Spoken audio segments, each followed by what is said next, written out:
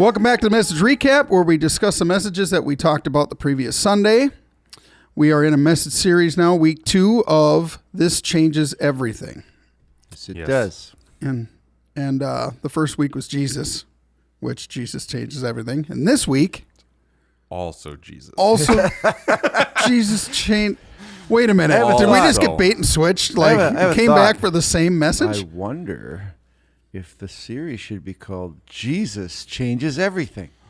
Weird. Wow. It's called this now. So All right, we're not changing that's it. what we decided last August, and we cannot change. We decided. We do not roll with the punches here. It's in the plan. It's set in stone. This has nothing to do with what I want to say, but dang it, it's what it's called. Yeah. Yep. So, Well, this week we went kind of like the first step into a lot of things that Jesus changes in our lives. A lot of things. And this was kind of the first week of that. And just talking about, we got heaven secured by Jesus Christ, you know, our faith in him. But what else does that relationship with God, that nothing between us and God really cause? Well, hey, it makes us and God be one, and we can live life with a relationship with God, but not just the relationship, hey, I'm going to talk to you and ask you to do things, but a personal relationship where he is a part of our lives. And we kind of went into the whole point of that God himself completes us, and he really does. And we didn't in the message go back to how we were originally created, mankind in the Garden of Eden. We didn't go into all that, but it really is that God created us God created us to really be alive in a connected relationship with him. When that relationship was broken, there was a part of every human being that broke. And some people refer to it as this big God hole that's empty in our lives. And we kind of use the puzzle to kind of portray that. it was a cute puzzle, by the way, too. It's the only one I could. It's the only one I could find. The googly eyes were what made it for me. I don't know. It's the one just sitting right next to your nightstand every night. Right. Yeah. Without going into psychology, and I was a little afraid that it's going to seem like it's so much psychology, so I didn't really go into that too much. However, it is everything we're trying to fix. Everything we're trying to fix in our lives is intended to be filled with God.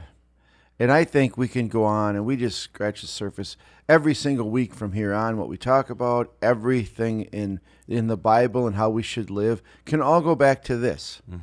That when we're filled with God, only then can we really represent God correctly. Now, we can fake it or we can act a certain way, but we can't be a certain way until God fulfills us. And when God fulfills us, then we aren't thinking about ourselves anymore. And that was kind of a key thing of just, we're all selfish. Why? Because we have needs we're trying to fill. Whether we identify it or not is sometimes we don't identify it. But this fact that we all are trying to satisfy something inside with other means, and God is the only one who can truly fulfill and satisfy that. And that's it in a nutshell, but that is huge for our lives. Huge for our lives. Yeah. Everything will link back to this. Everything about being a Christian, following God, representing God, being obedient, loving others. All of it will come back to this. That we are designed to be fulfilled in a relationship with our Father God. And when he fulfills us, he completes us, then we can actually act like him. You know? So Christianity is not just about the future someday after we die. I mean, that's the most important part. It is the most, longest, but the most important. So much, I think, people's idea or misconception about Christianity is because they don't understand this part or haven't heard this part of this relationship with God and how it changes everything. And unfortunately, honest, and I think my story of being a Christian, putting my faith in Jesus, knowing I'm going to heaven, but nothing really changed. Well, then I started to make changes by obey this, obey that, go to Bible studies and things, and okay, act this way and do that. And then I actually did that. Still wasn't fulfilled. Yeah. It was just acting as long as I could think about it. And I don't want to get into that huge discussion about that, but I think that as Christianity, as we know it, basically in this culture, we're taught to put our faith in Jesus, and then the next thing we're taught is to change our behavior. Which, if that behavior is spending time with God, I would agree with it. If that behavior is to stop smoking a cigarette, I'm not sure it's that important. So it's Right. Probably not number 2 on the list. no. for sure. I would definitely. Yeah. Yeah, I would stop eating the donut before I'd stop smoking. But anyway, we won't get into that today. We won't Okay. fully set the list in stone of No. order of things to change. No. However, whatever we do without being complete in our relationship with God is just our own works, and I'm not sure they go far.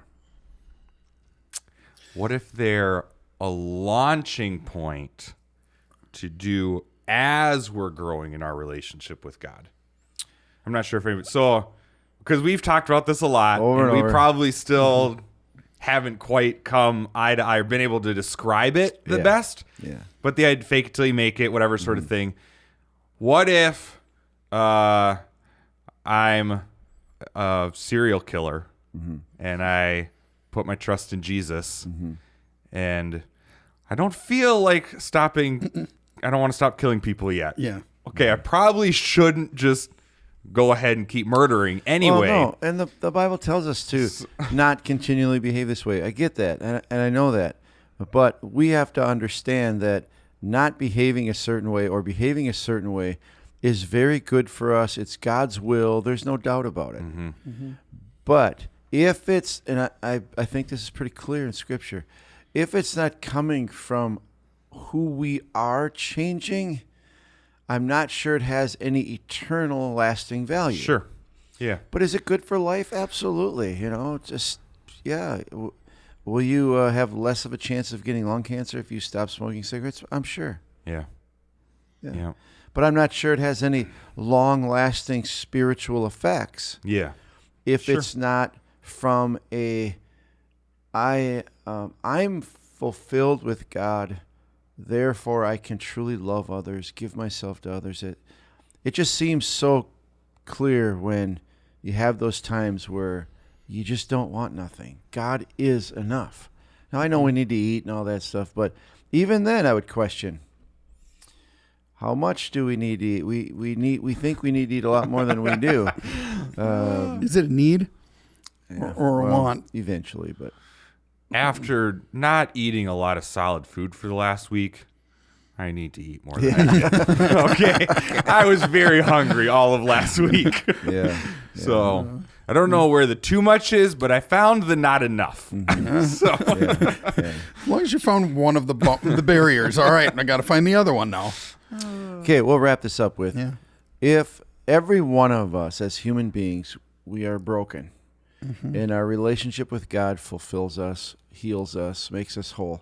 Once we are whole, a lot of those behaviors and evil things and selfishness, all that stuff just goes away. Because we're doing all those things for a reason. And that is to fulfill something that's not there. It's that simple. God designed us to fulfill those areas. That's how we were created.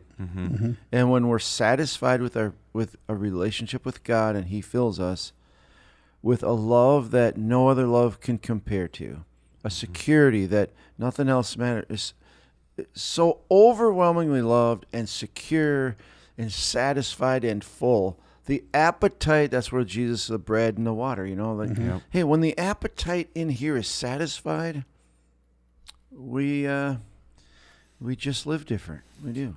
I thought the best part to me of the message yesterday was towards the end when you were talking about, hey, relationship, this relationship with God. All relationships take work and they take communication. They take all, you listed off 5 or 6 different things. But then you ended with, but the most important Time. is it takes time. And like every time we do a message like this or talk about this, I always want to say, like, this is not a silver bullet instant fix, which I think, okay, so we spent 5 minutes just kind of in God's presence at the end of service on Sunday. And, maybe some people experience God, maybe not. But I think that's about the longest. My assumption is people give it and they'll try it 2 or 3 times and like, oh, that didn't work. I'm going to go back to whatever. And like, no. That's not how you build any relationship. No. That's not enough time.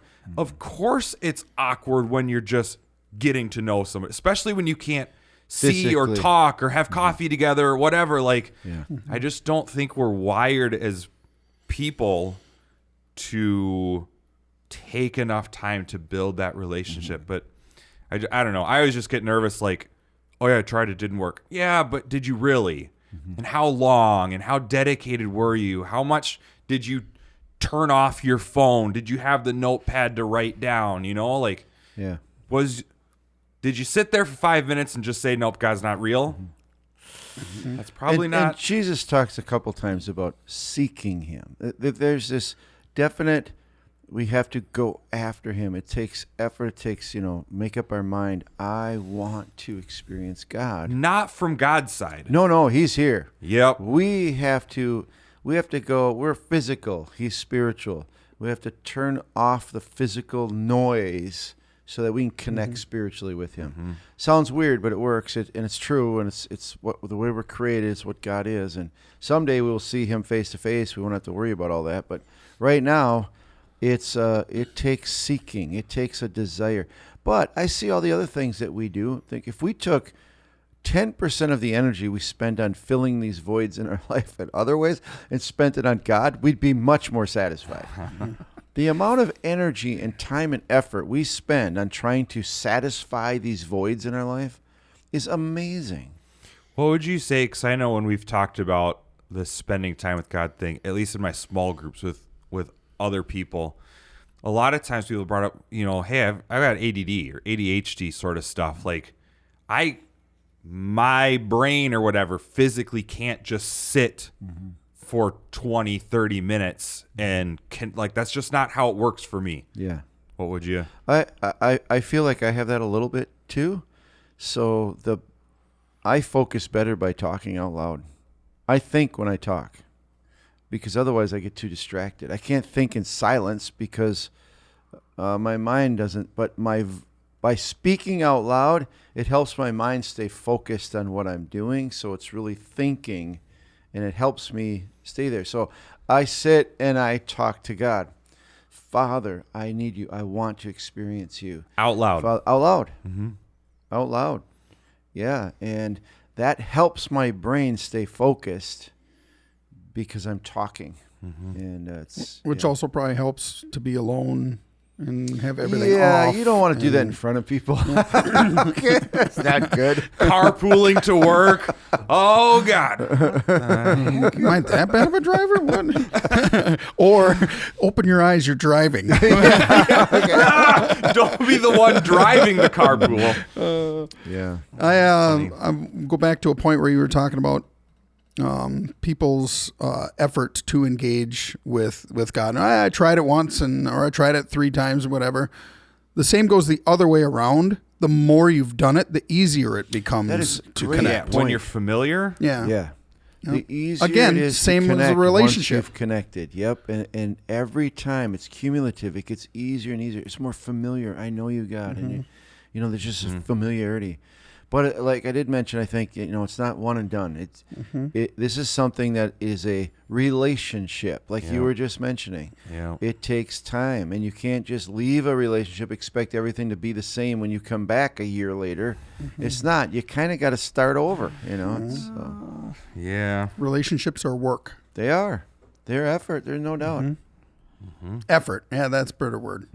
It's work, effort, whatever. Yeah. Yep. Okay. do. All right. Well, let's see what changes everything next week when we come back. I wonder what does change I everything. wonder. There's this guy. Okay. Don't spoil it. Don't spoil it. We'll see you next week.